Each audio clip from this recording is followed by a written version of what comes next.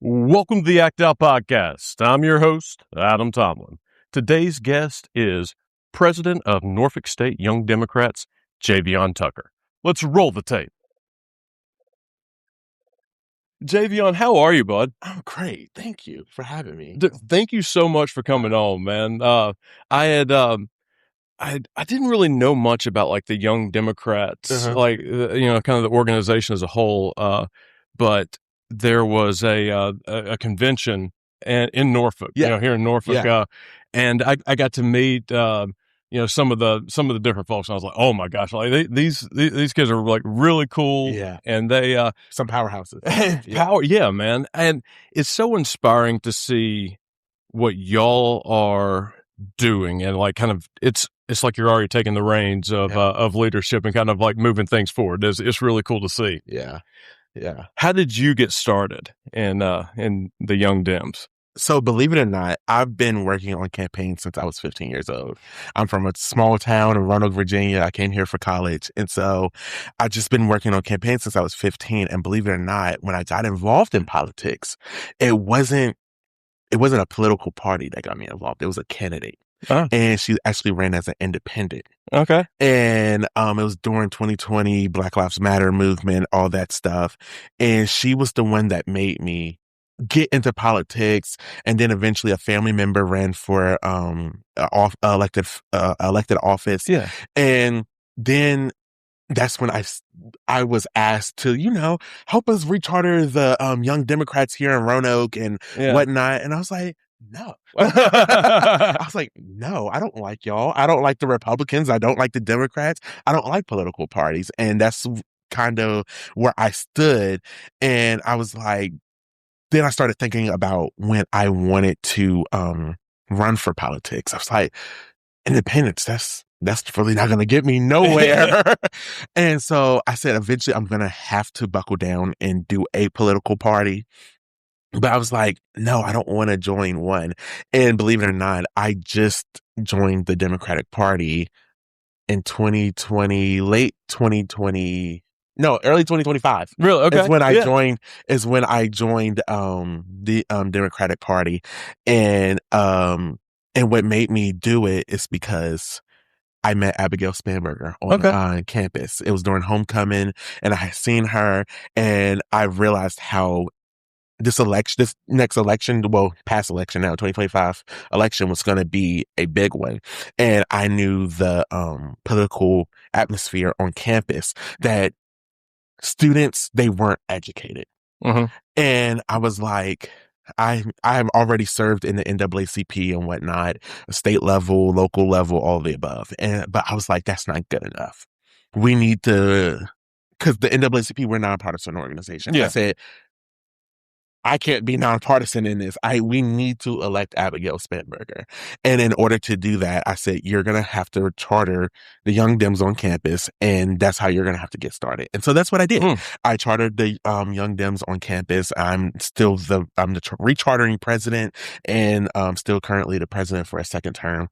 And that's what we did. And ever since then, we've been boots on the ground. Were you at all interested in politics before like 2020 with the independent candidate, or was it kind of not at all? Yeah, you hadn't thought. I do nothing. Okay, what was it about the candidate, do you think? Oh my God, she wasn't aligned with a political party. Yeah. But she had this voice that other candidates didn't have. Like, she didn't have a political party backing her. She didn't have the money backing her. Definitely didn't have that money backing her. Well, from big organizations, but she was able to raise that money from grassroots. She was able to make that voice by herself with no platform. She made her own platform. And so that's what stuck out to me. And I was like, I like her. Yeah. We need her. That's the voice we need that will call out. It doesn't matter if you're a Republican or a Democrat. You're going to call out the BS. And I loved it. There is something, you're right, man, that is very powerful about that like outsider voice. Yes. That one that like, it's like the establishment saying, hey, this is our candidate here, like buttoned up and then like you see that kind of that lone voice in the wilderness all of a sudden, and you're like, wait, no, there is actually a better way. Yes. And I think that, but like I didn't really quite like. I've kind of like assumed it was powerful, but like hearing you and like I wasn't even really that interested in politics. Still knew nothing. Yeah, until that. Her whole election, I still knew nothing. I didn't know anything. Like, it was just crazy how little I knew. Like, I still didn't know who the mayor was. Mm-hmm. I didn't know who was the city council members. I just knew her, and I knew that's what she was running for. And I was like, we need her. Yeah. I don't care what she's running for, but I just said, we need her. Like, it was crazy. And so just that experience was enough where you kind of got the bug, so to speak, at that point. Absolutely. It's kind of hard. Like, absolutely. I mean, seeing your personality, you're very jovial. I could see you like being like gregarious and like politics being a natural fit for you. So like, it just with me, I would kind of assume like, oh no, Jayveon, he's always been interested in politics. And, very glad handing and stuff since it was like knee high to a grasshopper. So it's just I love to see the origin stories. It's funny because one of my teachers, she always told, it was my second grade teacher, she always told my mother, he's either going to be the president or he's going to be a preacher, but I can't put my finger on which one yet. He's going to be one. And hopefully president one day. Yeah, so, okay. hey. Yeah. I mean, you got the booming voice of the preacher. I could, man, but that could transfer to politics very easily, man. Actually, I think, like one of my favorite speakers of all time, Barack Obama. Yeah. If you listen to his cadence and his rhythm, at his best, he is an old-timey preacher. Oh, yeah. Hey, whenever you listen to his speech, man, you feel like you're in church, like the church of democracy, it's very powerful. I go to that church. I would go to that church. That's about the only one I would, too. Yeah. But actually, man, I had somebody on before. It was like Patrick Henry from Colonial Williamsburg. Mm-hmm. It was like one of the people who played him, and we were we were talking about like what makes a great orator. Like what is it, and kind of what we decided on is that to be a great speaker, what you say isn't as important as how you make somebody feel. Like what that means is like with Obama, like his, like the yes, we can and all that, like those things, what made that powerful was how he made you feel. Absolutely. Like the words he said, like the Republicans were constantly like bashing what he was saying. Like, this is so stupid. Hope, like that's such a like nebulous word. Like that's never going to work. But it was the way he was speaking to people. And he made them feel that. Exactly. It's that tone. Yes. And that, to me, that is the most powerful speakers don't say words. They speak emotion to. Mm-hmm. And I think that's like one of the most like powerful things you could do as a speaker. Absolutely. I agree 100%. Yeah. No, I think you got that. You think I got that? Yeah, man. Hey. Yeah. Hey. At least with me, man, you've taken me on an emotional roller coaster so far, and it's only been like 8 minutes. Hey. Yeah. So, man, it's fascinating to me that like just within 6 years of like kind of starting to get into politics, you're rechartering of like a branch for Norfolk State. Yeah. What's it like to get something like that started? Because I imagine it's kind of very difficult at the beginning to even get established, right? So it wasn't as hard as I thought it was going to be, because as soon as I had that conversation with Governor Spanberger, I was like, okay, now I've said I'm going to do this for her. Now I have to do it. And I was like, oh my God, I've never done this before. Like, okay, I know the procedures on campus. I know the procedures through the actual organization. You have to get it approved not only by the state, but national committee. Like, I was like, oh my gosh, now I have to do this. And then I was also thinking about my principles of the reasons why I never joined the Democratic Party at the beginning. Was like, I'm not going to be told what to do. I endorse who I want to endorse, and I don't want to hear about it. And so I knew there were certain things I would have to negotiate on. The beginning of it was, you got to get your members. Mm-hmm. You got to get your members. You got to get your constitution, and then your officers, of course. And so one of my chief of staff that was supposed to be here today, I told her straight up, I said, you're going to be my chief of staff, and that's what you're just going to be. And she was like, okay. And and at first she did give me a little back after the fact. She said, what are we doing? Like, why did you tell me I was doing? I said, because I need somebody that's going to hold me accountable. Because if I get too much power, it's a lose-lose. It's going to go straight to my head. It's a lose-lose for everybody. And so I need somebody that's going to hold me accountable. And also I just need help. Yeah. And cause I was like, I don't know how to do everything. I will try to do everything, and this will go slower than I need it to be. And so I said, I need help. And then, of course, my vice president, she's a great person. She's another person that holds me accountable as well. She was like, Jayveon, we were doing this event. Why haven't we started planning it? And I said, you're so right. You got a pen and paper. Let's start planning it right now. And so after that, it was smooth sailing. And the biggest part of it, believe it or not, was getting our social media plan.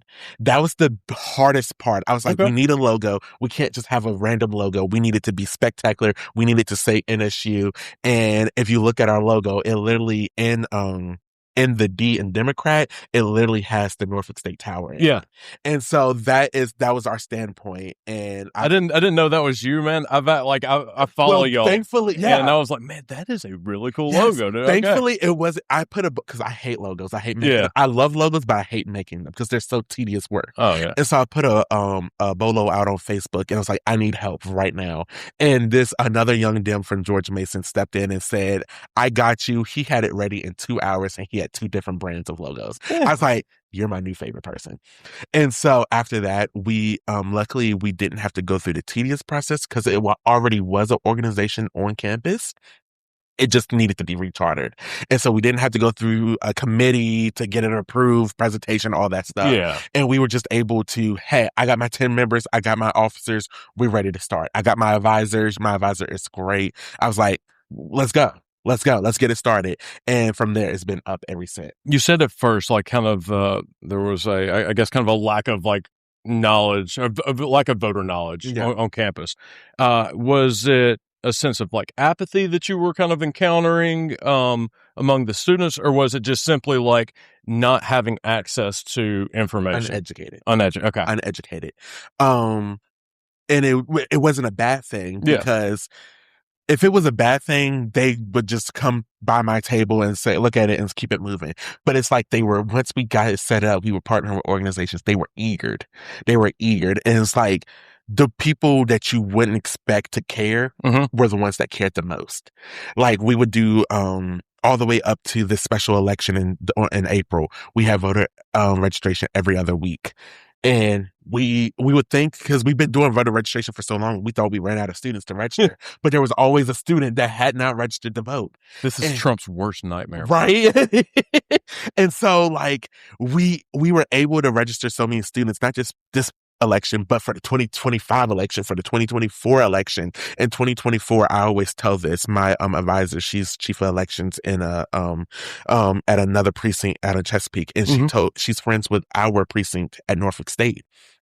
And she said, this was 2024 election. She said, we have such a close election. We cannot call, because so many students went in the same day's voter registration. They had filled something out wrong. And it was quite a few students that did that. And she said, we cannot call the city council election until we get into contact with these students that voted at this precinct. And I was like, what? Like, you mean to tell me that's how many students came and voted, like, on this same day voter registration? Is literally, they were able to call that election because of Norfolk State. And after that, I said, I've done my job, but there's still so much more to do. And this past election, with such little time, and it's a special election. Who's going to come and vote in a special election, let alone students? And there was, out of over 600 people that voted, only 49 people voted now. Really? And I was like, I did my job. I don't know what else more there is to do, but there's always something to do. And so, yeah. What are the kind of the predominant issues that you see that like motivate students to get involved in politics? They just don't like Trump. He is a very he's a galvanizing figure. Yeah. Certainly. Like it's amazing to me how people either love him or absolutely hate him. But either way, you are going, like, he is going to inspire so much hatred that you're going to do something, or so much love that you're going to do something. It's and you want to know something? Something I noticed: the students love who supports them. Yeah. When Governor Spanberger came on campus, it was 2025 during her campaign. It was the season opener, and I was one of her people called me and asked if I could escort her around. I said, yeah, like that's a crazy, that's a great opportunity. Yeah. And it was like, we need you to help us connect us to the students and whatnot. So I went there and got her connected with the students. But the thing is, I did nothing.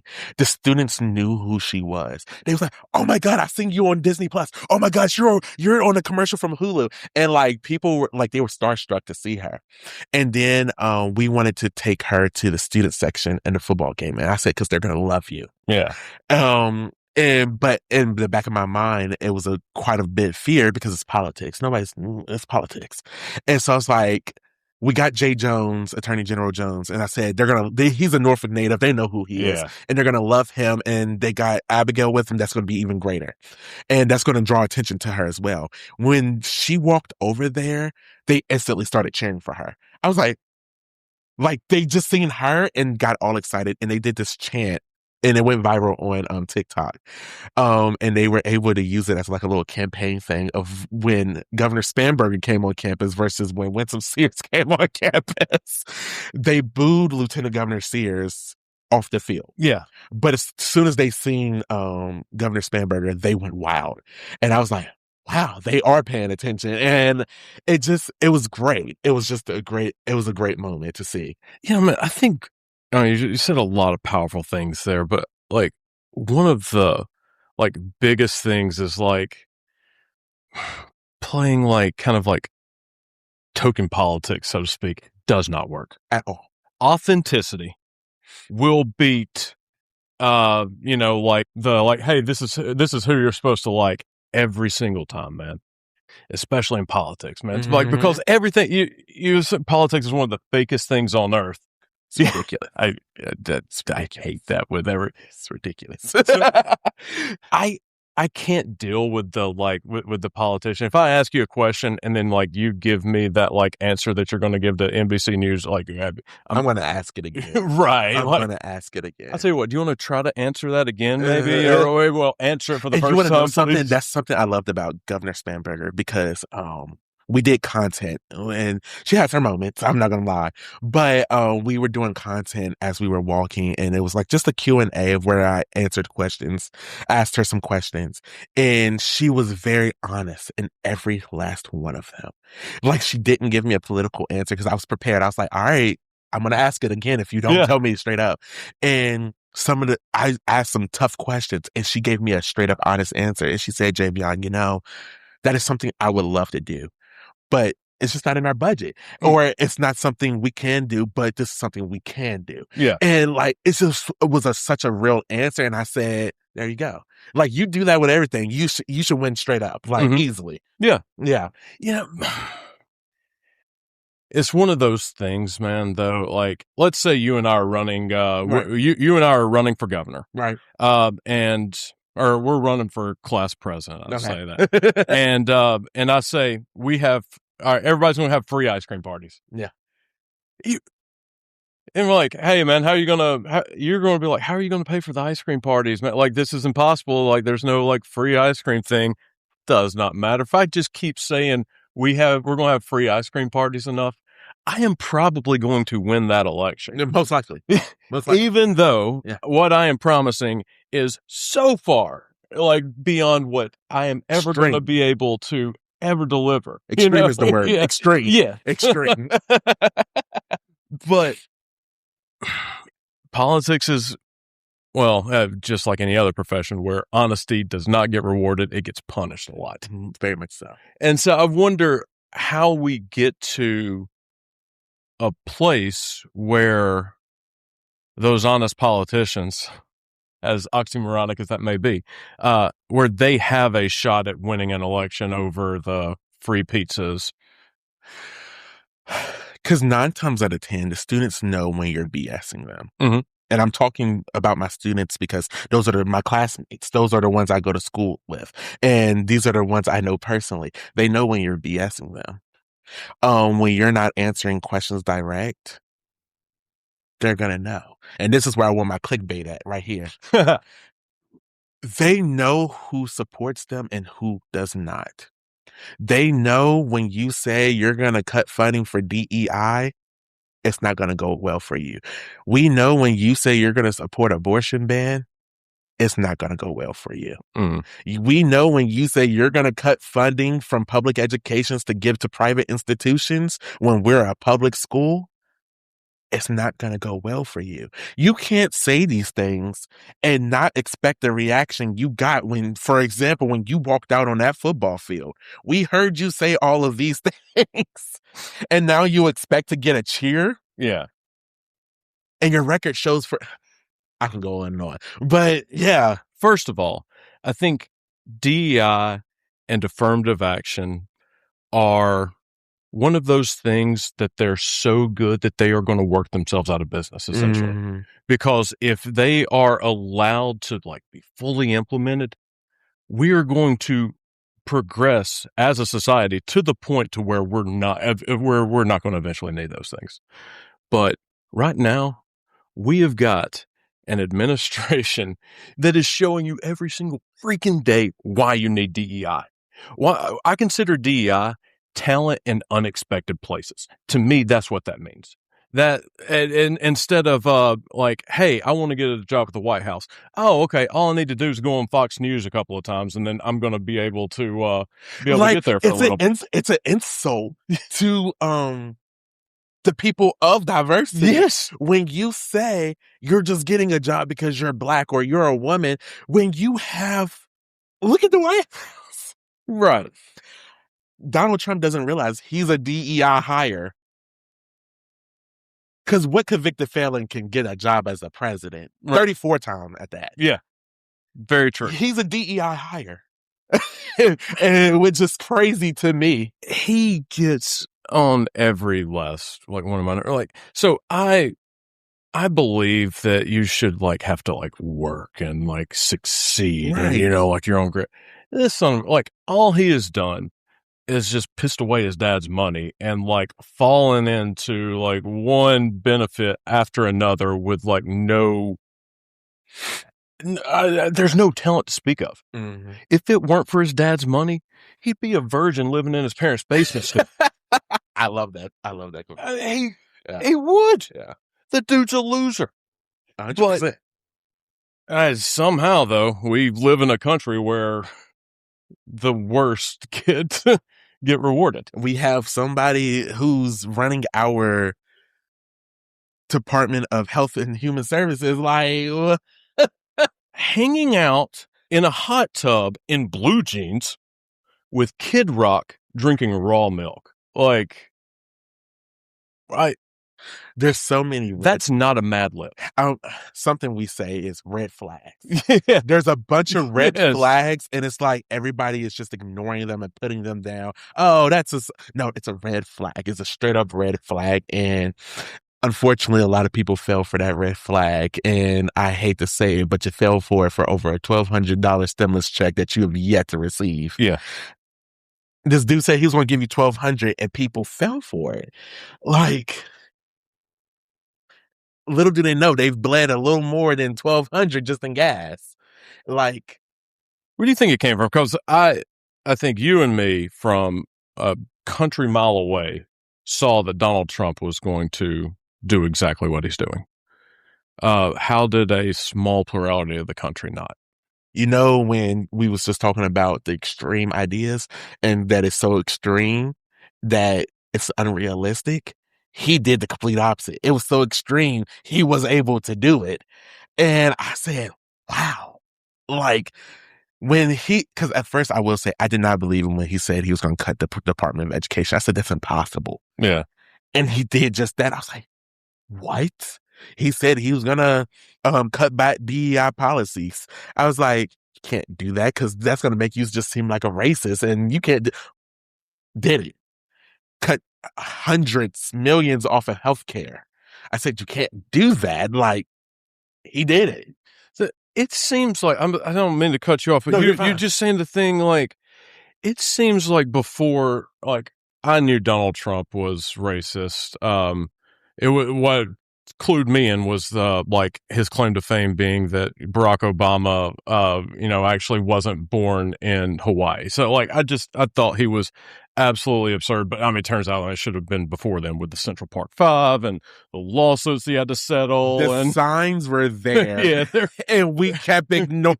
Let me tell you something. The alarm clock has been ringing, and y'all kept pushing snooze. Yes, a lot of us did. It seems like this time around, though, he's not even freaking trying to hide it. Oh no! I mean, it's just very up. He has nothing else to lose. He's in his last term. He doesn't. Well, he's trying to make it a third, but he's in his second term, and he has nothing else to lose. But honestly, I believe like at this point, people say, "Oh, he can't do a third term." At this point, I don't put nothing past him. Right before the election, I was in a restaurant downtown, and I could hear people like behind me talking, and they were like, "Who you gonna vote for?"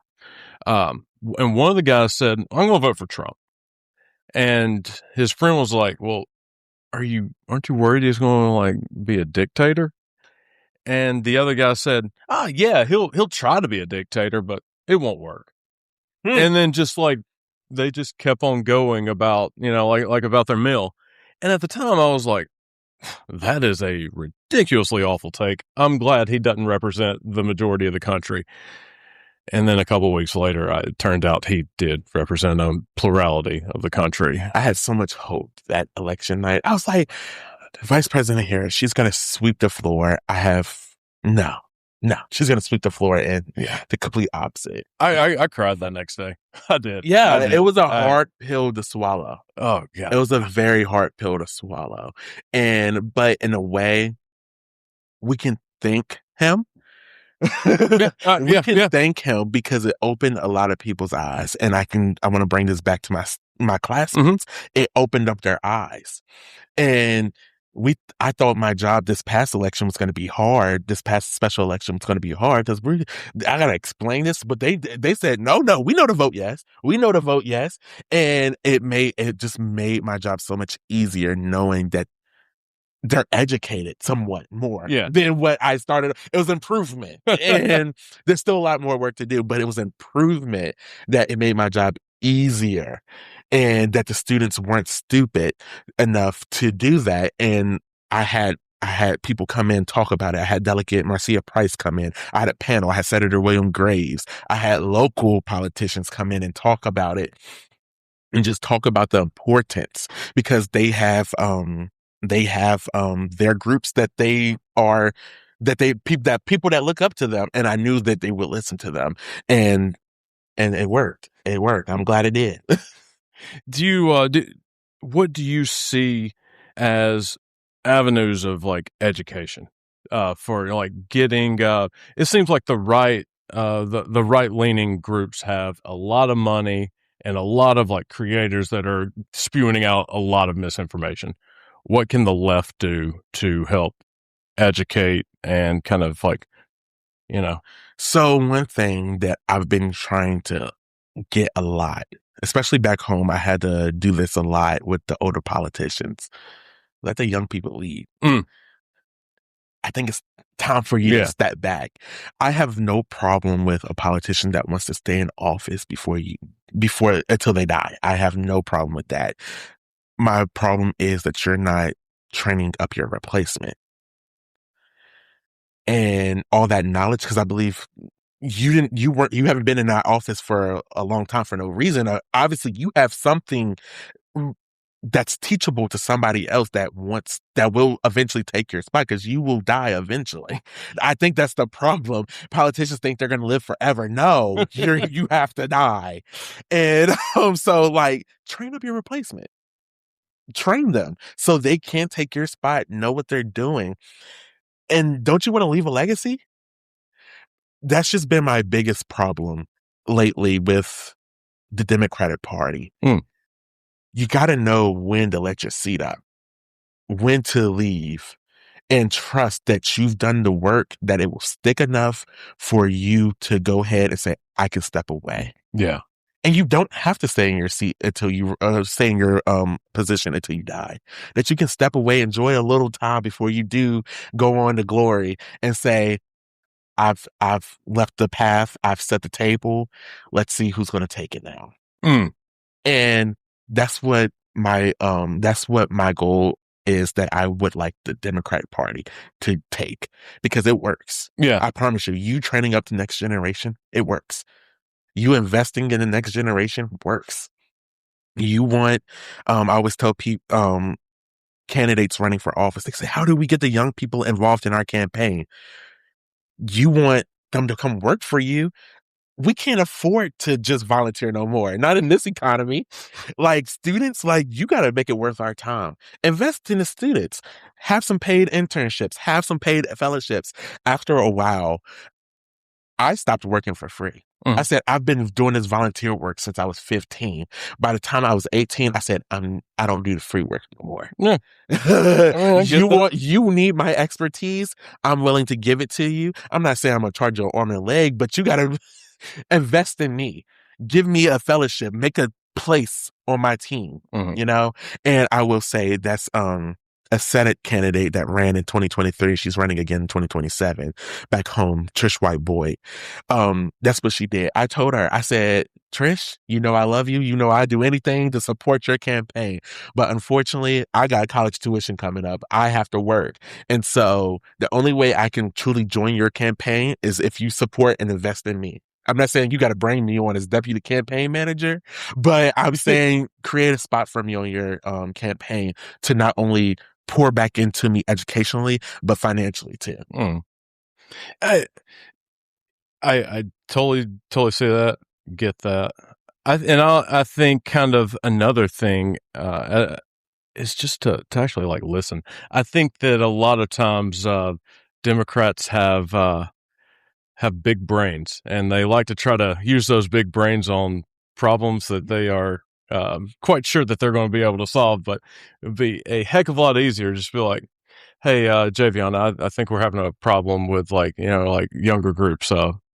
What's going on? And instead of like telling you what the problem is, like maybe like listening to you and be like, oh, okay. So it seems like this is what's going on in Jayveon's world. This is what's going on there with the students. Maybe we need to focus our solutions, focus our efforts on those things, and not this made up thing that pollster told us would help with Midwestern moms.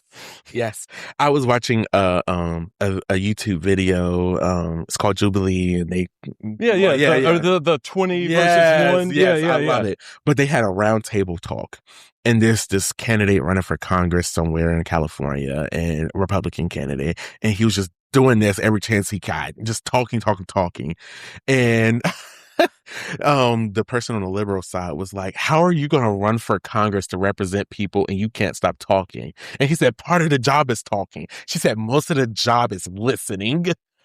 Most of the job is listening. And that's 100% correct. If all of the job is listening to your constituents that you represent.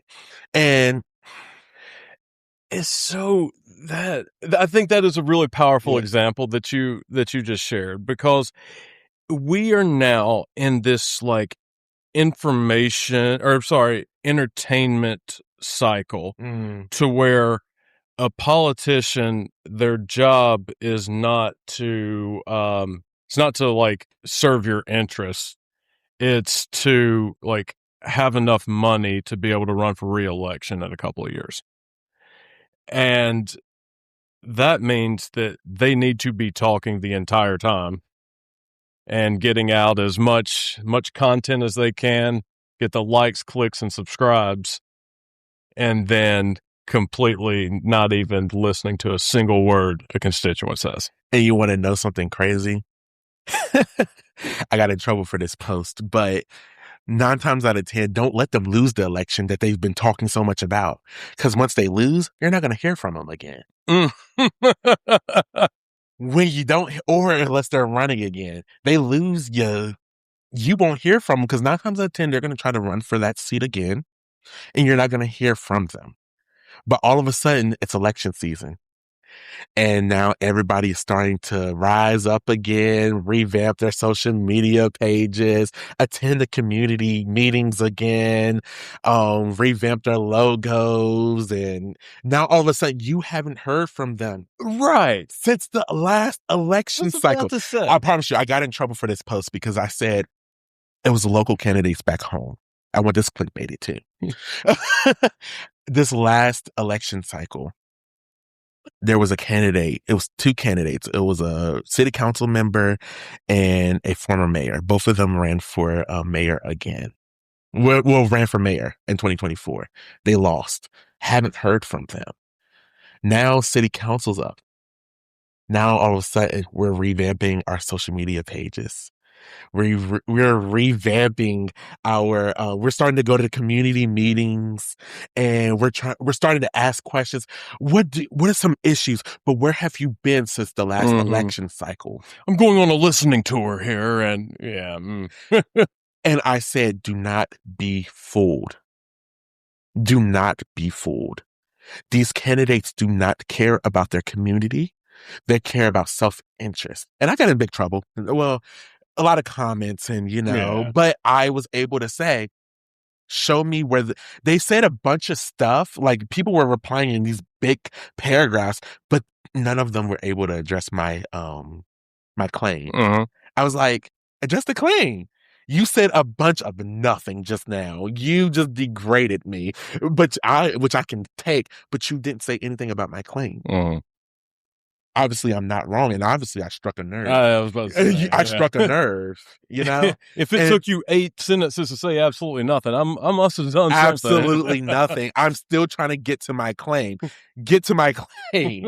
Where have they been? Yeah. And so I just think, and if that's not enough proof right there that they're not running for their own self-interest, I think there was a time not very long ago where performative politics could get you pretty far.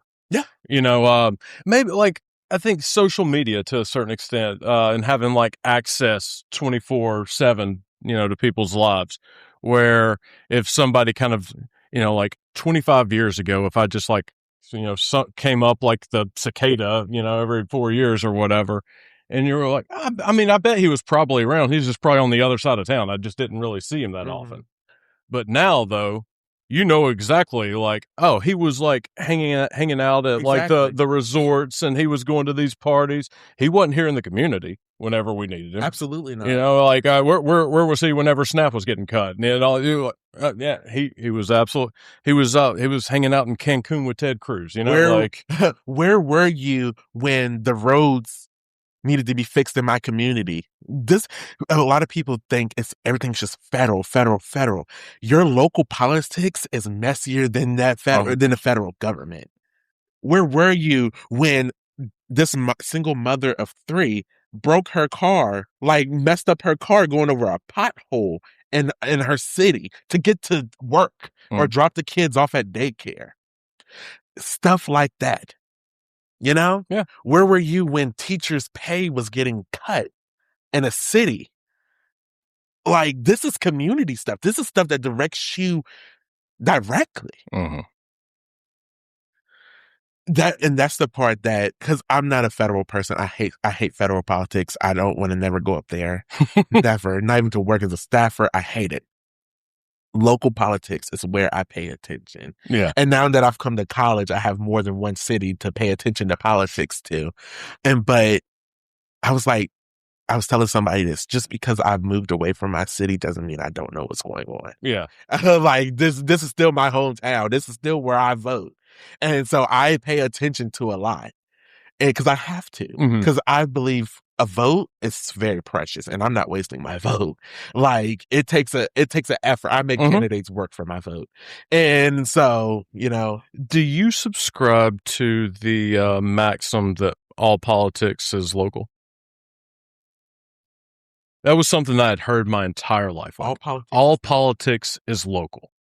So at the end of the day, how people are like feeling in there, like thinking about it, yeah, because just because, and this is the way I look at it. Say $1 billion get approved for certain communities on the federal level. $1 billion got approved, and each city can get a cut of it. Your elected officials still got to go advocate and say, this is why we need it. This is why we need this is why we need it. This is what we're going to do with the $100, the $100,000 that we're going to get of it, or the $1 million that we're going to get of it. This is why we need it. You still have to go advocate to your senator to say, hey, we need a chunk of that money. This city need a chunk of that money. So I do like that claim. It's a very true claim, because who you elect on a local level still have to advocate for you on a state and federal level. So I guess do you kind of see where like state and local is where the most amount of change can take place? Oh yeah, most definitely. Like I said, federal is it's just a playhouse. Is it? It's a playhouse. It really does kind of almost as if it were designed that way. Like the way I really look at it is the federal government really just decides whether or not we go to war. Because I worked in the General Assembly this past session, and because of the cuts that the federal level did to like SNAP benefits, healthcare, and whatnot, the state had to make up for that. Right. For that, because we was like, we're not going to let our citizens, the people of the Commonwealth, suffer just because the federal government doesn't want it. We're going to make up for that, and so they kind of made up the difference of it, and so that's. And so because of stuff the federal government did, the state had to come in and say, we're not letting our citizens suffer. And we're going to make sure they don't have to pay an extra dime for food, and they don't have to pay out of pocket for health care. We're just going to make up the difference of it. And so I really believe the state is the most powerful. It's the most powerful. And that they honestly have more power than the federal government. It's a blessing and a curse, because I'm like, now we're wasting all these money on federal things federal that elected should officials. be coming, I'm like, what are you up there for? Like, you're supposed to be advocating for us to get more money, but we're not getting that. We're having to pay more money out of state taxes and state taxes to make up the stuff in federal, Was this like your first session working? Yes. So what was it like being like where the sausage is made? I love it. Okay. And so I was one of very few, if any, interns to work for three elected officials. And it was Senator William Graves, Delegate. She's amazing, by the way. I'll tell you more about that. Delegate Price and Delegate Clark. Three very powerhouses. Loved each one of them. Senator William Graves is where I learned the most. Delegate Price and Delegate Clark, great people, great offices, great staff. But Delegate William Graves, where I know we're running out of time. No, you're fine. You're fine. But Senator William Graves was like, it was like I learned everything. Like I was able, like, sometimes when she wasn't in a committee or in session, I was able to go in her office. I had a list of questions that I would go in and say, I have a question about this. I've always wondered about this. Why didn't this pass through? I'm curious. And she would sit there, like she would literally sit there. We'd sit on her couch and she'd answer. She'd have her legs crossed and she'd answer every last one of them. And we could be sitting there for at least an hour before Senator, you have a meeting, like, we gotta, but like she would sit there and she really invested time in her interns and her staff. And like, session didn't start until January, but she had her staff prepping us, and her staff was amazing. Like, they're my homies. I call them my homies, and I call her chief of staff. I always call her all the time and say, "Hey, Mom, I got a question." But you're talking about Lindsay. Lindsay is great. I love Lindsay. So Lindsay gave me your contact information. She's how I yes, because we were at something. We were at a networking event, and she was like, "Do you want to go on this?" I was like, "Yeah, let's do it." But yeah, she was great. She was prepping us. As soon as I got my assignment, the next day I got an email from Lindsay saying, all right, let's have our one-on-one meeting. I got a list of things I need to go over. And she had us fully prepared.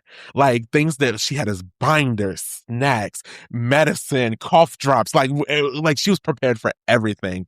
And so her office, like, I truly loved her office. Yeah. Like, it was great. There was not a dull moment. And I told Lindsay, she was like, what is something that you would like to do?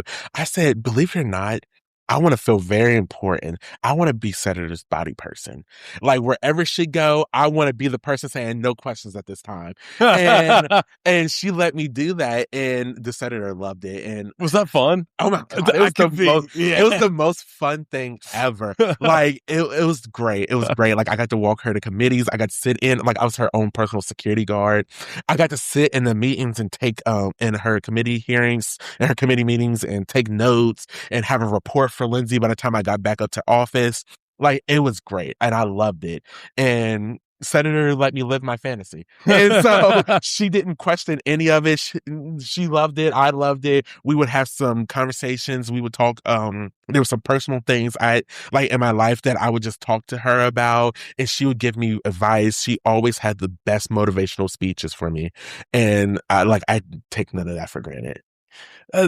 Senator Williams Graves, friend of the channel, actually, I think at the time, whenever I reached out to her, I probably had maybe 35 followers on Instagram, like some just very small, where it was very clear she was not going to get much from coming on, but she still agreed. She came in, and we ended up talking for I can't overtime that was allotted for, but just incredibly kind and she is so eloquent. Yes. The way, so I'll get an idea in my head and I'm like, oh, this is a really good idea, let me say it, and then by the time it comes out of my mouth, I sound like a dumbass because it's like my brain hadn't caught up with the vocabulary.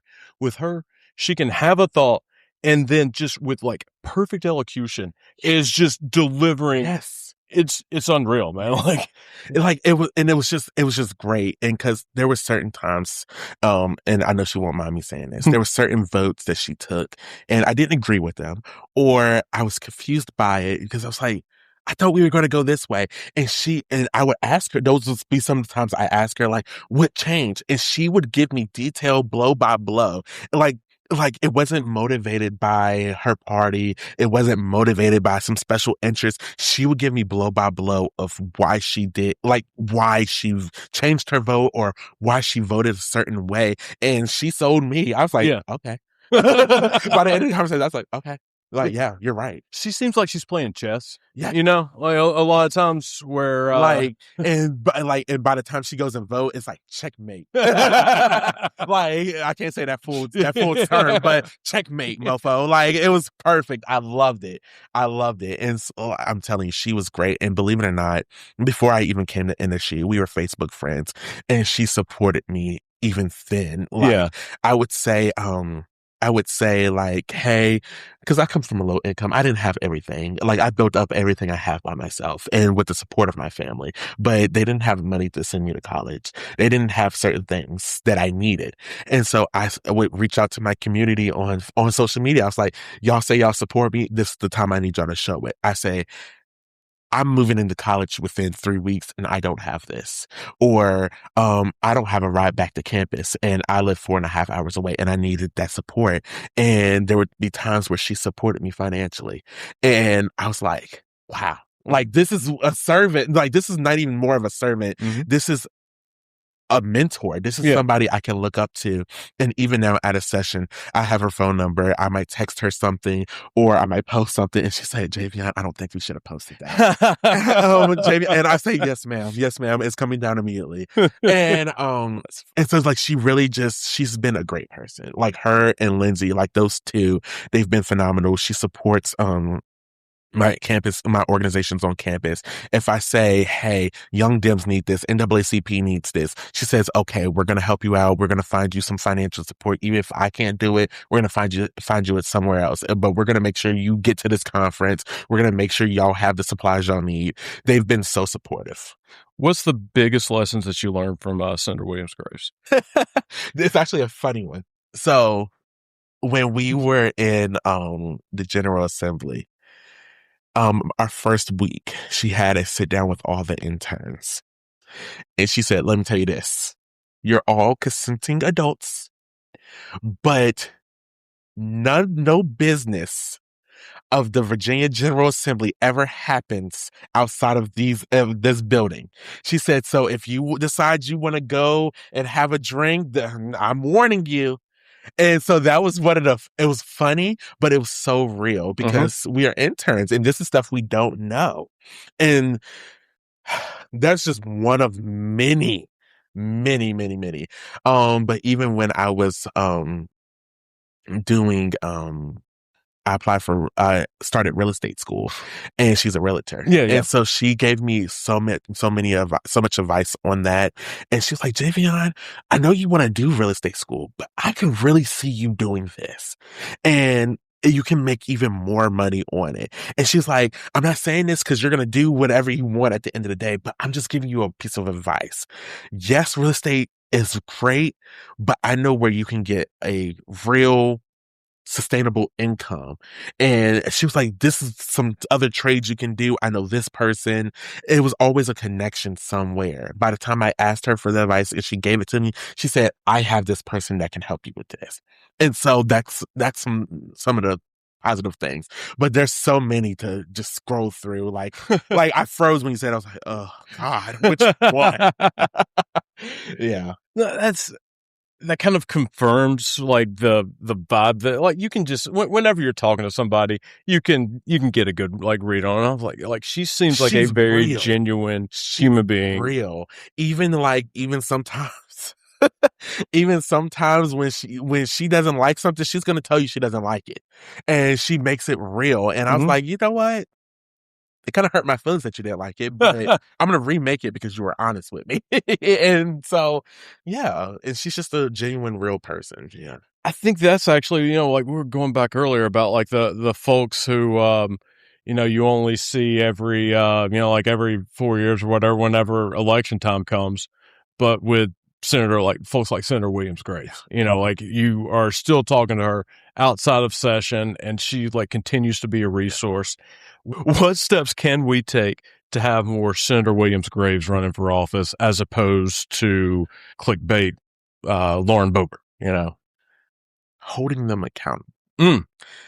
And when I say that, if they're not doing what you think they should be doing by the end of their term, you have a chance to vote them out. Senator William Gray, she doesn't have to do the things she does. She's in a Democratic safe seat. The only thing she might get is a primary, and that they obviously by her last primary challenger back when she first ran, that didn't go so well for them. Yeah. And so she doesn't have to do the things she does because she's pretty much set. As long as she does the right thing, she's pretty much set. But she does it because that's just the heart she has. Yeah. And so I just say holding them accountable. And by doing that, holding them accountable at the election box, at the ballot, at the voting place precinct. And you can hold them accountable, Where would you like to see the Democratic Party go? Like what's the future of the Democrats in your mind? I would like them to start by admitting when we didn't do something right. Everybody have seen the autopsy report from the 2024 election. The first step is admitting that we have a problem. Yeah. Admitting that we botched that first step in the very beginning. Yeah. I think we got to go from there. Admitting that we have a problem and not sulking on it. Okay, have our little couple hours of sulking. All right, now we got another we got midterms coming up. We got to keep it moving. And realizing there's another moment I would get in trouble, but realizing that all money isn't good money. How many can we be honest? How many APAC people lost their seat? All money isn't good money. I mean, I have a problem with corporate money, period. How many corporate people that take corporate money lost their seats? Yeah. The Democratic Party, we want to go somewhere with this. And like, we want change. And we've made it known we don't want corporate money. We don't want dirty money. We don't want APAC money. Like, we don't want it. We don't want billionaire money. We want honesty. We want somebody to run without having their own personal set agendas, because that person that ran, that took corporate money, that took APAC money, now their agenda isn't our agenda anymore. They have certain votes that they gotta, they gotta vote for this because they took that money and they need it again next election cycle. Mm-hmm. So starting there, and then realizing that it's time for the next generation too. I don't think this next generation is running against these people just for, excuse me, shits and giggles.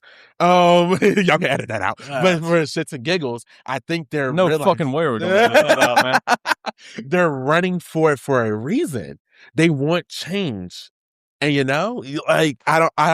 it's everything that I think. I'm not the only one. Oh, yeah, yeah. It's in their face. You just got to be willing to accept it. Mm-hmm.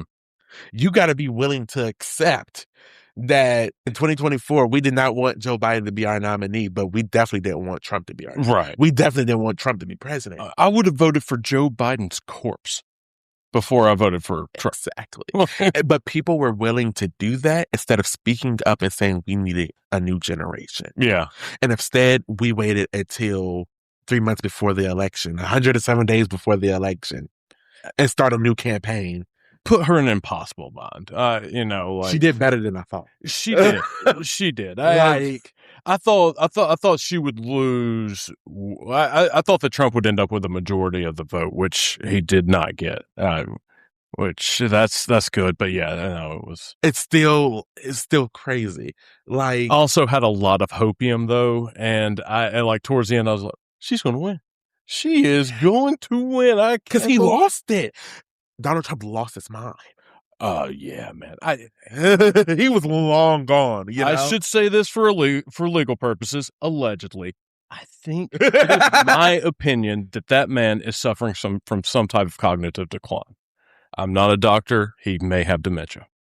Once again, just my opinion. Should say that for legal purposes. But yeah, the dude, he came out on stage like for his rallies to a wrestler's theme song, and the wrestler, his gimmick was being a dead man going to a funeral. Like, what? How is that real life? But the thing that hurts the most, it was also an insult to Black women. Because not only, she's already a Black woman running in politics. She's Black, a woman. And then on top of that, you only give her 107 days to already climb up Mount Rushmore. I think you had it right the first time, man. Even then, that's still an uphill battle for her. I just took the trash as a metaphor. Yeah. They set her up for failure, and it was an insult. Senator Williams Graves and I were talking about this, and it pissed me off to no end, where Kamala could give you the most straightforward answer that you could about giving housing policy, and her being like, well, actually I think we cut rates and blah blah blah, where afterwards you're like, okay, that's an answer in any other campaign, yeah, okay, you can critique that, but okay, with Donald Trump, he'd be like, we want houses and maybe we can have playgrounds or something. People are like, this guy's a freaking genius. He is a genius, and believe man. it or not, they thought that that's what they were going to do with Winsome Sears. But little did they know, the same battles that Kamala Harris ran on, it's the same thing. Number one, you're a Republican. Yeah. You're a Republican. But you're a Republican Black woman. And the thing that I hate most is that I wanted Winsome Sears to lose because her policy was just ass. Oh, yeah. But the thing about it is she didn't lose because her policy was ass. She lost because she was a Black Republican woman. What do you think hurt her more, being Black or a woman? Oh, God. You can't, it's got to be both. Yeah. It can either be a Black Republican or a Black Republican or a Black woman. Both of it did not work. But when you look at this, it's funny, but it's Yeah. not. Because you look at this in North Carolina too, when Mark Robinson, like, it was a lose. Like, people that voted for Donald Trump voted for what's Josh Stein. Yeah. People that voted for Trump voted for Abigail Spanberger. You know? That's crazy. Yeah. And so as much as and again, it hurts me to say, as much as I wanted her to lose because her policies were just horrible, she's lost because she was a black woman, and there was racists that did not want a black woman. And that's horrible. That's just horrible. Mm-hmm. Yeah, that was so. As you and I are talking, there's been like kind of a lot of a few vetoes and in the state legislature, and so there's kind of back and forth on like what happened. Like it's what is there a betrayal, whatever. I personally don't think so. I think that there's some growing pains. But Yeah. there's one thing that I am concerned with is that her team, Abigail Spanberger's team, saw a 15-point victory and like misread how popular Abigail Spanberger was. Because I think that 15 points speaks more to who her opponent was and the climate that she was running in, as opposed to how popular she was. And I hate the vetoes. Like, they're horrible. Yeah. But there's a couple of things I look at. Number one, I take those couple of vetoes any day over Winsome Sears. Right. Oh yeah. Yeah. And second of all, I'm going to trust that Governor Spanberger is still doing this for what's best for the Commonwealth. Uh-huh. I believe that she's not going to veto them and not have another plan, because obviously that's what the majority wants. And so I'm going to give it a little time, but I'm trusting. And just because I voted for her doesn't mean I'm not going to call her out on her bull. I'm not going to call her out on her bull. But I'm going to trust that she still has the best interests at heart, and she still, got some things up her sleeve. Mm-hmm. But those couple of vetoes, I'm not going to take that away from what she's accomplished already. Come on, paid family leave? What? Oh yeah. We definitely wasn't getting that with Winsome Sears. Getting ice out of we definitely wasn't getting that from Winsome Sears. You got to take the victories here. There were certain things we was definitely not going to get. Oh yeah. Like, so I take the things we did get over the couple of things that $15 minimum wage. I can't believe how I forgot that. Like, what? Mm-hmm. Yeah. That's crazy.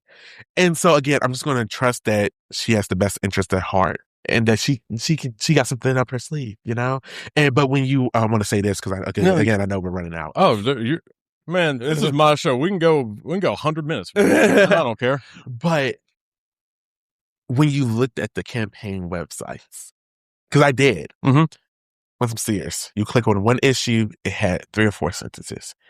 You go on Abigail Spanberger's website, you click on it, it had links. You had to go to separate links to get to her full policy. Like, that's how much of a policy she had and issues she had. And so you just can't compare the two, And so it was no doubt in my mind, The purist in me would love to be like, well, these are my non-negotiables, or this is what I wanted in a candidate. You did not deliver on 100% of these. Off with your head. That would be ideal, but we don't live in Adamstan, we actually live in a place with a fascist authoritarian wannabe trying to tyrant his way around the states. Yeah. And it is quite literally the choice is like having a puppy that is going to like poop in your house sometimes or dick cancer. Which one do you want? Like I'm going to take the puppy. I'm going to take the cute dog. Yeah. That's going to poop. That got to, just throw it away, move on with my life, And even though that dog pooping was a little pain and a little inconvenience, we just got to move on with our day. Yeah. At least the dog isn't trying to make your vote only count for like 3/5 of my vote, you know? Hello. Like, It's, you know, and there's just so much that we want, but it's impossible to accomplish in one go round, you yeah. know? Um, like my advice to Governor Spanberger, like you said, that 15-point victory, that was great.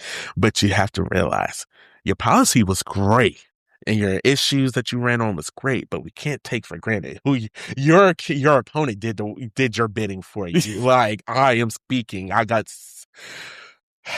made a post the day after election. I said, I think we did it, guys. I haven't heard I'm speaking all day. Like that was horrible. And her concession speech was it reminded me of like all the times I tried to give a presentation in college about a book that I didn't read. And because it was essentially like, you must not ever give up. Because if you give up, then you've given believe up. it or not, okay, I have to differ on this. Believe it or not, I don't think her concession speech was horrible. I felt bad for her, actually. Oh, really? I felt bad for her. I was like, she's so calm. I said, and a lot of people, I heard a lot of this. They said if she would have ran like this, she probably would have had a winning shot. But she wanted to be a black Donald Trump wannabe. Mm. And just because I was on the debate stage that night for the governor's debate, and I was assigned to Abigail Spanberger, and when we because I was one of 4 student representatives, and when we walked by, we went to each dressing room. We got to meet Lieutenant Governor Sears, and I was in awe. Politics aside, I was in awe. I said, this is a black woman.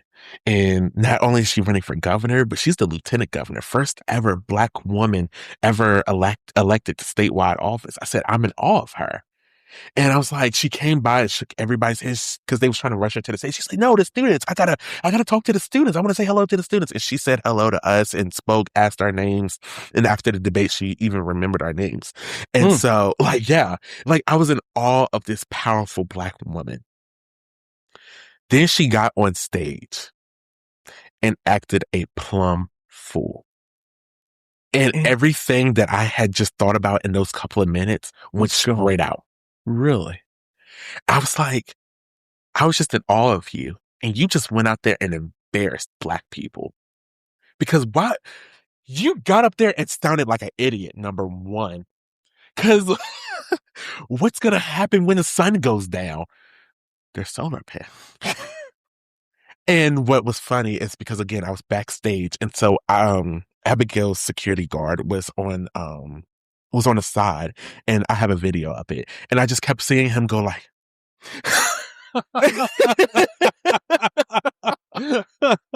It was hilarious because he just kept going like, mind you, he's just a security guard, yeah, like, but he just kept going. And eventually he left his post and came back and said, doesn't solar panels absorb the sun? Like, he's like, doesn't it? I was like, yeah, I think so. I kind of feel like an idiot, so I'm not really sure right now. And he was like, that's what I thought. And then he just went back to his post and he kept just doing like that. Because that's how embarrassing it was. And it wasn't even so much I was embarrassed, because as a Democrat, I was like, yeah, like she's acting a fool. We're about to win this. But after the fact, I was just embarrassed as a black person. I was like, what the world? You didn't state your policy. You talked about J. Jones and quote unquote biological boys in bathrooms. Mm-hmm. You talked about that the entire debate stage. The entire debate time. That's all you talked about. I said that was embarrassing. And every time Governor Spanberger tried to get out of her full policy answer, like that was embarrassing. What was amazing to me as you're saying that and you're talking about how embarrassing, it is whenever, like, someone who looks like me and sounds like me, if they say what she said, that's just Tuesday. And not only that, that's Tuesday for the front runner for whatever seat that y'all are going up against. I don't know what's worse, the double standard, the hypocrisy of it, or just how freaking ignorant some folks can be. And what I tell people, yes, we're supposed to be in a new time. This is a good one. So get this clickbaited too. This is a good one. We don't have the luxury of acting like everybody else. We don't have that luxury. I always like to go back to my scandal quote of Papa Pope. You have to be twice as good to get half of what they have. We don't have the luxury to go on stage and act like Donald Trump. Donald Trump is a multi-billionaire. You're running for governor. It's just stupid. Like, why would you? And that also, it was another thing because a lot of people always, something, Black people always talked about. We always talked about her hair. It looked a hot ass mess every time. It's not funny anymore because no other Black person would let you walk around with your hair like that. And like because at first everybody thought it was funny, but it was like, no, it's not funny because that just shows you the company she keeps. Because no other brother or sister is going to let our sister walk out like that. Yeah. And so like, I was like, yeah, it's not funny no more. It's kind of sad because, it's just horrible. Mm-hmm. It's just a sad moment, Man, it's so interesting what you had said about Winston Earl Sears because I'd only seen the debate part. I hadn't seen the stuff in the back. And so to know, well, clearly, like, you can't just fall on your face doofus and be lieutenant governor or something. You gotta have some smarts, I guess. So in hindsight, I should have known that was almost like a caricature that she was kind of. Because if you paid attention, I paid it because again, as a Black person seeing another Black person run for office, you let alone the state office, but on a Republican side, you're gonna catch my attention. Uh-huh. And so in 2021, when she ran for lieutenant governor, if you notice, she wasn't like this. It's two different campaigns. She did not act like this. She had real issues that she wanted to implement. Did I agree with them? Absolutely not. Right. But she was not like this at all. And to see the code switch to please the Proud Boys side of things, it's sad. It's sad. And, and then she's one of those, like, you haven't heard from her since she lost. She actually didn't make a post about it until Thanksgiving that she lost. And she was just saying she's thankful for her supporters and whatnot. But I'm like, what's next for her? Because, like, you haven't seen her since the election post, but once you start, updating social media pages, here we go again, because I remember when she was lieutenant governor, there was a post every day. She was very transparent. She kept a post every day up about what was happening, what was going to do. Like, she was very transparent, but now nothing, So I noticed certain things. I could be in somebody's war room because I know. Man, I know the political mindsets of people, and. So I'm going to kind of put you on the spot, make you be a prognosticator here. How do you see the midterm elections playing out? I had hope when we had the 10-1. Mm-hmm. I had hope, but now that's out the window, and I'm going to be one of those to say it's not fair because other states get to do it and they get to do it out repercussions. Right. And without their people's input. And we actually went through our people's input and we still didn't.